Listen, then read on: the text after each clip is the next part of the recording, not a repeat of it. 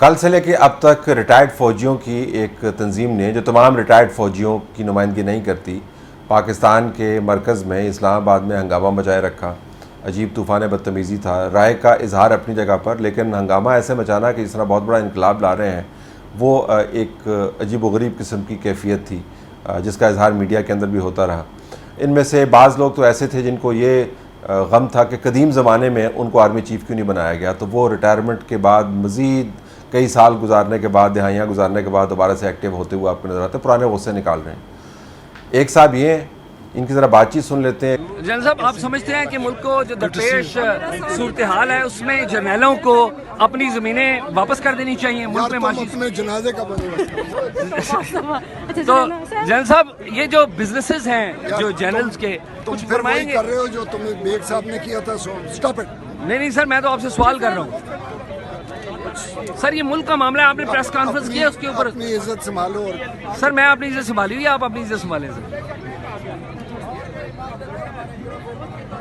سر جرنلسٹوں کو سوال نہیں کرنے دیا آپ کی پریس کانفرنس میں. یار یہ پلیز ڈونٹ ٹچ پلیز. مجھے کرنے دینا. جب تک یہ نو کیا سر، کیا جرنیلوں کو سیاست میں حصہ لینا چاہیے؟ کیا پارلیمنٹ کو ماننا چاہیے؟ آپ کے دور میں 2 مئی 2011 ہوا، اسامہ بن لادن کا واقعہ ہوا، آپ نے اپنے عہدے سے استعفیٰ کیوں نہیں دیا؟ اسامہ بن لادن کا واقعہ آپ کے دور میں ہوا، آپ نے اپنے عہدے سے استعفیٰ کیوں نہیں دیا؟ سر ملکی سلامتی کا سب سے بڑا مسئلہ تھا 1971 کے بعد. کچھ بتائیں گے سر؟ 2 مئی 2011 کو پاکستان میں امریکہ نے آپریشن کیا، آپ نے کیا کارروائی کی؟ آپ سیکرٹری ڈیفنس تھے. اب یہ وہ صاحب ہیں کہ جب یہ کور کمانڈر تھے تو سلالہ کا انسیڈنٹ ہوا تھا، جو پاکستان کی تاریخ میں امریکہ کی بدترین انویژن ہے پاکستان کے بارڈرز. محمد ایجنسی کے اندر جب اوپیچی ہیلی کاپٹر آئے اور پاکستان کی چیک پوسٹوں کے اوپر حملہ کیا، جس کے اندر 24 کے قریب پاکستانی فوجی شہید ہوئے. یہ صاحب کور کمانڈر تھے اس وقت. پاکستان نے اس کے اوپر ایک رد عمل دیا، شمسی ایئر بیس خالی کروا دی، نیٹو کی سپلائی بند کر دی، لیکن یہ وقتی اقدامات تھے. شمسی ایئر بیس سے جو ایگزٹ کروانا تھا وہ قیادت کا فیصلہ تھا. کور کمانڈر صاحب کی بہرحال کارکردگی جو ہے وہ اپنی جگہ پر خوب واضح ہو گئی، لیکن کوئی اثر نہیں ہوا، کوئی احتساب نہیں ہوا ان کا. پھر اس کے بعد یہ ریٹائرمنٹ کے بعد ظاہر کبھی شوق تو نہیں ہوتا ریٹائر ہونے کا، تو یہ ڈیفنس سیکرٹری بن گئے. ڈیفنس سیکرٹری جب بنے تو اس دوران اسامہ بن لادن کا وہ واقعہ ہوا جس کا بار بار صحافی تذکرہ کر رہا تھا جی کہ آپ اس وقت ڈیفنس سیکرٹری تھے، آپ نے کیا کیا. کوئی شرمندگی نہیں ہوئی، بطور ڈیفنس سیکرٹری استعفیٰ نہیں دیا اور آرام سے اپنے ٹینیور کو پورا کر کے وقت گزارا. اگر آپ ان کا سی وی دیکھیں تو لگتا ہے کہ انہوں نے تیسری جنگ عظیم جیتی ہوئی ہے، لیکن اگر آپ حقیقی کارکردگی دیکھیں اور کیلیبر دیکھیں تو ان جوابوں سے آپ کو پتہ چل رہا ہے. یہ اپنے آپ کو کہتے ہیں کہ میں ہال آف فیم کے اندر، این ڈی یو کے ہال آف فیم کے اندر میں پہلا بندہ ہوں جس کا نام وہاں پہ گیا ہے. یہ انسٹرکٹر رہے ہیں، یہ لوگوں کو پڑھاتے رہے ہیں. ان کے علاوہ ایسے لوگ ہیں جو کوئی بریگیڈیئر ریٹائر ہو گیا، کوئی کرنل ریٹائر ہو گیا، کوئی میجر ریٹائر ہو گیا. ریٹائر ہونا کوئی بری بات نہیں ہے، لیکن ان کے ادارے نے ان کی کارکردگی اور اہلیت کے بارے میں خود ہی سیلنگ فٹ کر دی کہ آپ میجر سے آگے جانے کے قابل نہیں ہیں، آپ کرنل سے آگے جانے کے قابل نہیں ہیں، آپ کوالیفائی نہیں کرتے، آپ بریگیڈیئر سے آگے جانے کے قابل نہیں ہے. تو جن کا اپنا ادارہ ان کو اس اہل نہ سمجھتا ہو کہ اگلی لیول کی ان کی پروموشن کرے، وہ ریٹائرمنٹ کے بعد آپ کو بتا رہے ہیں کہ پاکستان کے ساتھ ہونا کیا چاہیے. اور پھر ڈیمانڈز رکھ دیں سامنے. ڈیمانڈز بھی آپ دیکھیں، اسمبلی کو فوراً تحلیل کر دیں، حکومت کو فارغ کر دیں. وہ جو 25 تاریخ کو ہوا، اس کے بعد جو ہنگامہ ہوا، عدالتی کمیشن اس کے اوپر بنایا جائے، الیکشن کمیشن کے اوپر عدالتی سپرویژن لگائی جائے، فلاں بندے کے کیسز کے اوپر جو ہے عدالت سپروائز کرے، اس کو پکڑو، انٹیریئر منسٹر کو ہٹا دو. یعنی اس طرح وہ بات کر رہے ہیں کہ جیسے انہوں نے پاکستان کی کریشن میں بڑا حصہ ڈالا. ساری زندگی پاکستان کی ریاست سے وسائل حاصل کرتے رہے، اور جب لوگ یہ پوچھتے ہیں کہ آپ نے جو وسائل لیے ہیں وہ کیا واپس کریں گے احتجاجاً، اس کے اوپر مکمل طور پر خاموشی اختیار کر لی.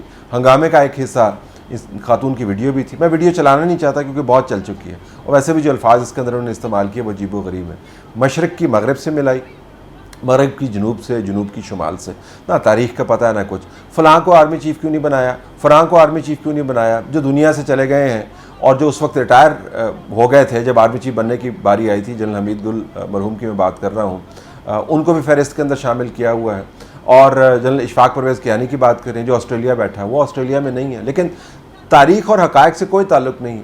ادھر کی ادھر سے جوڑ رہی ہیں, ادھر سے ادھر جوڑ رہی ہیں اور گالیاں نکال رہے ہیں. اپنی جو آرمی کی قیادت ہے ان کو ہی گالیاں نکال رہے ہیں, ان کے اندر ہی کیڑے ڈال رہے ہیں. اب دیکھنا ویسے یہ ہوگا کہ جیک برانچ جس نے ایمان مزاری کے خلاف ایف آئی آر کروائی ہے, وہ جیک برانچ اس خاتون کے بارے میں کیا کارروائی کرتا ہے. لیکن یہ سارا دن ہنگامہ رہا, اور اس کے بعد صحافیوں کے بارے میں شرمناک قسم کی باتیں کرتے رہے, ذاتی قسم کے حملے کرتے رہے, اور پھر عمران خان صاحب کی سوشل میڈیا ٹیم وہاں پر موجود ہے. اب خبریں آ رہی ہیں کہ اس تمام واقعے کی جو بکنگ تھی اسلام آباد پریس کلب کی, وہ اس شخص نے کروائی تھی, اور یہ شخص کس چینل کے لیے کام کرتا ہے اس کے بارے میں یہ آپ کو پتہ ہے کہ اس میں حرج نہیں ہے, آپ فرنٹ مین کے طور پہ کام کر سکتے ہیں. لیکن اتنا بلیٹنٹلی اگر آپ نے کام کرنا ہے, ایک طرف سے تو کہتے ہیں کہ مکمل طور پر آزاد ہیں یہ ریٹائرڈ فوجی, نا پاکستانی شہری ہیں لیکن ہماری اپنی تنظیم ہے, دوسری طرف سے یہ نیٹ ورکنگ بھی کرتے ہیں, پھر عمران خان سے جا کے میٹنگ بھی کرتے ہیں, اور پھر فوج کو یہ تہمت دیتے ہیں کہ چونکہ ہم ریٹائرڈ فوجی ہیں تو لہٰذا آپ ہماری بات سنیں. اچھا, اب پاکستان کی تاریخ میں یہ میں ایک نیا فیز دیکھ رہا ہوں. جب ہم اسٹوڈنٹس تھے تو پڑھا کرتے تھے کہ 50 کی دہائی میں ایوب خان صاحب ان کے گرد گرد کے لوگ تھے, ہمیں بتاتے ہوتے, ہمارے بڑوں کو بتاتے ہوتے تھے کہ جی آپ کو پتہ نہیں ہے کہ حالات دنیا کے کتنے خراب ہیں, ہم نے مغربی سینڈرسٹ کے ہم ایجوکیٹڈ ہیں, ہم نے مغربی دنیا کو بہت اچھے طریقے سے سمجھا ہے, ہماری رائے کو اہمیت دیں, اگر آپ نے رائے کو اہمیت نہیں دی تو پاکستان کی ایسی کی تیسی ہو جائے گی. قوم دبک کے بیٹھ گئی, انہوں نے کہا جی ٹھیک ہے اپنی رائے کا اظہار آپ کریں, بلکہ ملک ہی چلانے چلیں. آپ انہوں نے ٹیک اوور کر لیا, اور اس کے بعد پھر 65 کی جنگ اور 71 کا سانحہ آپ کے سامنے, نتائج آ گیا آپ کے سامنے کہ کتنے وہ زبردست اور لوگ تھے, ان کے پاس فیصلہ ساز قوت بہترین تھی اور سمجھ بوجھ بڑی تھی. پھر ضیاء الحق صاحب آ گئے, انہوں نے بتایا جی کہ پاکستان ایک نیوکلیر پاور بن گیا ہے, پاکستان ایک نظریاتی ریاست ہے, اور ہمیں پاکستان کی نظریات کا بہت پتہ ہے, تو ہم جو سوچتے ہیں نظریاتی قسم کی جو قیادت ہے ہمارے ادارے کی, اس کو آپ ملحوظ خاطر رکھیں, بلکہ اس طرح کریں طاقت بھی ہمارے حوالے کر دیں, ہم خود ہی چلا لیں گے. انہوں نے چلائی, پھر ملک کا جو حال ہوا وہ بھی آپ کے سامنے ہے. پھر ایک تیسرا فیز آیا جس میں انہوں نے کہا جی کہ ہم دانش مند ہیں اور ہمارے ساتھ چند ایک بیوروکریٹس دانش مند ہیں جس طرح غلام اسحاق خان, تو ہمیں مل کے پاکستان کو چلانا ہے, اور آپ لوگوں کو سمجھ نہیں آ رہی کہ دنیا کتنی خطرناک ہے, یہ ہمیں ڈی نیوکلرائز کرنا چاہتے ہیں, ہم پر سینکشنز لگانا چاہتے ہیں. تو غلام اسحاق خان جیسا شخص جو ہے وہ نیوکلیر پروگرام کا محافظ ہے, اور ہم نے اس کے ساتھ مل کے کام کرنا ہے. 4 حکومتیں فارغ کر دیں 10 سالوں کے اندر. قوم نے کہا چلو ٹھیک ہے آپ یہ بھی دیکھ لیں. پھر ایک فیز آئی کہ جی اب 9/11 ہو گیا ہے, دنیا کے حالات بہت بدل گئے ہیں, پاکستان کے لیے بہت مشکلات ہیں, اور آپ لوگوں کو نہیں پتہ کس قسم کی مشکلات ہیں, ہم بہتر طریقے سے جانتے ہیں. لہٰذا ہماری قیادت جنرل پرویز مشرف کی جو سوچتی ہے پاکستان کے لیے وہ بہترین سوچتی ہے, اس کے مطابق آپ نے آئین کو امینڈ کرنا ہے اور نظام چلانا ہے. عدلیہ اور قوم نے کہا چلیں آپ یہ بھی کر کے دیکھ لیں. پھر ایک اور فیز آ گئی, کہا گیا جی کہ دہشت گردی کی جنگ کے اندر ہم بالکل نی ڈیپ چلے گئے ہیں, اور ہمارے جو آفیسرز جو ہیں جو شہید ہو رہے ہیں, جو کہ ہو رہے تھے, لیکن صرف آفیسرز ہی شہید نہیں ہو رہے تھے, پولیس والے بھی شہید ہو رہے تھے, پولیٹیکل ایجنٹس بھی شہید ہو رہے تھے, پارٹی کے ورکرز بھی شہید ہو رہے تھے. پاکستان کے اندر اس وقت بہت بڑا ایک ہنگامہ مچا ہوا تھا. تو کہا گیا جی کہ یہ جو لوگ اتنی قربانی دے رہے ہیں, ان کے ویوز کو آپ نے ہر حال میں ملحوظ خاطر رکھنا ہے. اگر آپ نے نہیں رکھا نا تو نظام صحیح طریقے سے چل نہیں پائے گا. ایک فیز وہ گزر گئی, پھر آپ کو کمپرومائز کرنا پڑا, پھر آپ کو ایلوکیشنز کرنی پڑی, پھر آپ کو آپریشن کے لیے جو ایکسپینڈیچر تھا وہ سینکشن کرنا پڑا, وہ ایک فیز گزر گیا. پھر کہا گیا جی کہ اب معاملہ صرف افسران کا یا مڈ کیریئر لوگوں کا نہیں ہے جنہوں نے بڑی قربانیاں دی ہیں, جو ہمارا سولجر ہے گراؤنڈ کے اوپر, اس کا بھی آپ کو سوچنا چاہیے. وہ پہاڑی کے اوپر بیٹھا ہوا ہے, وہ دشمن کی گولیاں کھاتا ہے سینے کے اوپر, وہ کیا سوچ رہا ہے, وہ ہمارے لیے بہت بڑا ایشو ہے. اس کے مطابق آپ نے پاکستان کے نظام کو ڈھالنا ہے, سیاست کو آپ نے اس کے مطابق چلانا ہے. اس کے سینٹیمنٹ بڑے اہم ہیں. قوم نے وہ بھی کر کے دیکھ لیا. اب ہمیں ایک اور چیز بتائی جا رہی ہے کہ جو لوگ ریٹائر ہو چکے ہیں ان میں سے چند ایک لوگ جو ہیں وہ جو کہتے ہیں اس کی بڑی اہمیت ہے, یہ بہت بڑی لابی ہے ہمیں بتایا گیا, اور ان کا بڑا نیٹ ورک ہے, اور جو ریٹائرڈ لوگ سوچتے ہیں ان کی بھی بڑی اہمیت ہے. تو ان کی رائے کے پیش نظر ہمیں نظام کو تبدیل کرنا ہے. یعنی کہاں سے شروع ہوئے تھے, اور اب ریٹائرڈ لوگوں کی جو اپنا تمام وقت گزار چکے ہیں, تمام سہولیات لے چکے ہیں, ان کے پاس کرنے کو اور کچھ نہیں ہے, ان کی رائے کو بھی اب ہمیں محترم گرداننا ہے. ہم نے کہا چلیں ٹھیک ہے اب یہ بھی کر کے دیکھ لیں. آج کل یہی ہو رہا ہے. اس کے بعد تو 2 فیز ہی اور رہ گئے. ایک فیز نیکسٹ میں میرے خیال میں ہمیں کہا جائے گا کہ یہ جو ہمارا سٹاف ہے جو کام کرتا ہے, جو چائے لاتا ہے, جو اردلی ہوتے ہیں, جو نظام چلاتے ہیں, جو میس کو مینیج کرتے ہیں, گھروں کو مینیج کرتے ہیں, ان کی جو رائے ہے اس کو بھی آپ نے بڑا اہم سمجھنا ہے. اور اگر یہ کہیں گے کہ آئین کو امینڈ ہونا چاہیے تو آئین کو امینڈ کرنے کی سوچیں. اگر یہ کہیں گے کہ آپ نے الیکشن جلدی کروانے ہیں تو وہ بھی کروائیں.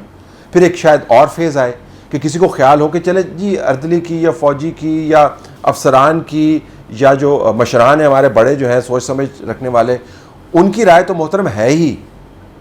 جو دنیا سے گزر گئے ہیں، جنرل ایوب گزر گیا، جنرل یحییٰ گزر گیا، جنرل ٹکا گزر گیا، جنرل گل خان گزر گیا، ضیاء الحق گزر گیا، وہ ہمیں خواب میں آئے ہیں، انہوں نے کہا کہ آئین کو امینڈ کر دیں، اسمبلیاں تحلیل کر دیں، انٹیریئر منسٹر کو ہٹا دیں.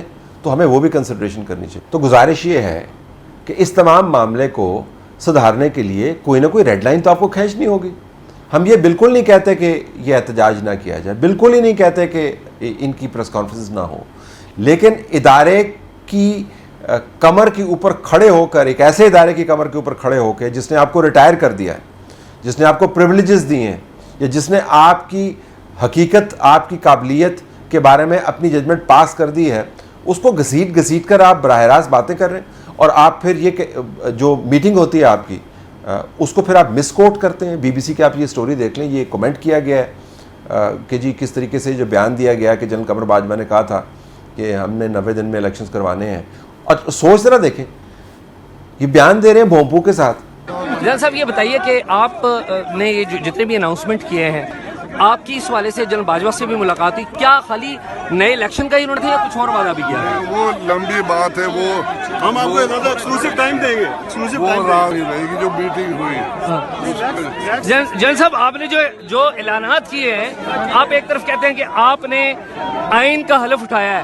آئین میں تو یہ ہے کہ آپ حکومت کو مانیں گے، عدلیہ کو مانیں گے اور باقی اداروں کو مانیں گے. تو اب عدلیہ نے فیصلہ دیا ہے، حکومت نہیں مانیں گے. اچھا آپ کو ایکسکلوسیو ٹائم دیں گے. اچھا جنرل صاحب، ایکسکلوسیو ٹائم، جنرل صاحب اسپیشل ٹائم دیں گے ہمارے اس کو سیٹ کریں. جنرل صاحب کو مطالبہ کرتی ہے کہ آپ اپنی زمینیں واپس کریں.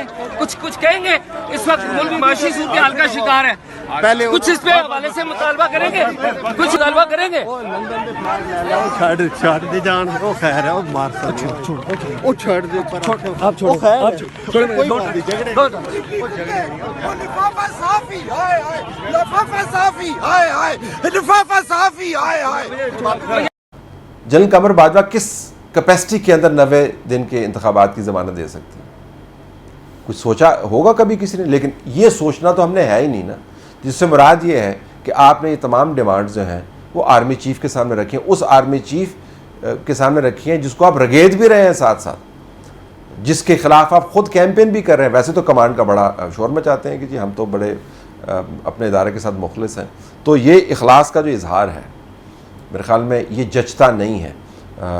رائے محترم ہے، آپ اپنی رائے کا اظہار کریں، لیکن اگر آپ نے ادارے کو استعمال کر کے اس رائے کو معتبر بنانے کی کوشش کی تو یہ ایک فضول کوشش ہے. اس طرح تو ہر کوئی جو ریٹائر ہو چکا ہے کسی بھی ادارے سے، وہ کل کو کھڑا ہو کے کہے کہ میں فلاں ادارے کا ریپرزینٹیو ہوں، لہٰذا میرے خیال میں آئین کو اس طرح امینڈ ہونا چاہیے. ایسے نہیں چل سکتا.